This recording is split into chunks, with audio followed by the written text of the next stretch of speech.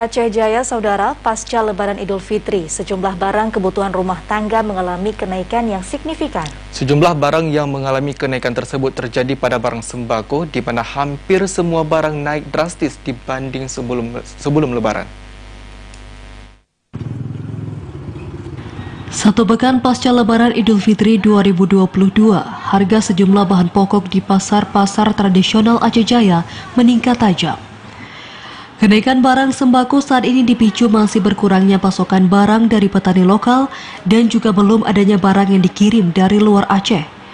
Berdasarkan pantauan TVRI di pasar tradisional di Kota Calang, sejumlah bahan pokok yang mengalami kenaikan signifikan diantaranya cabai merah, cabai rawit, kol, tomat, dan bawang.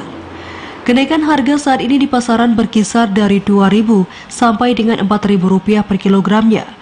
Namun untuk harga yang meningkat terjadi pada sayur kol, di mana sebelumnya seharga Rp90.000, kini menjadi Rp120.000 per kilogram. Untuk harga cabai merah sebelumnya dijual dengan harga Rp35.000 per kilogram, saat ini dijual dengan harga Rp40.000 per kilogramnya. Tomat sebelumnya dijual Rp12.000 per kilogram, kini Rp14.000 per kilogramnya.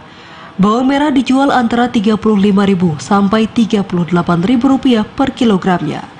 Seorang pedagang menjelaskan kenaikan harga barang saat ini dipicu permintaan yang meningkat selama Lebaran dan ketersediaan barang yang menipis pasca Lebaran. Menurut para pedagang, diperkirakan harga barang akan kembali normal 1 minggu ke depan karena mulai ramai pedagang yang berjualan dan juga mulai lancarnya barang yang dipasok dan dibawa dari luar daerah. Untuk siap Lebaran ini barang meningkat sedikit, seperti bawang itu ada kenaikan Rp4.000 per kilo. Tapi kalau cabai harga standar masih. Tapi barang besar dari Medan itu lumayan naik.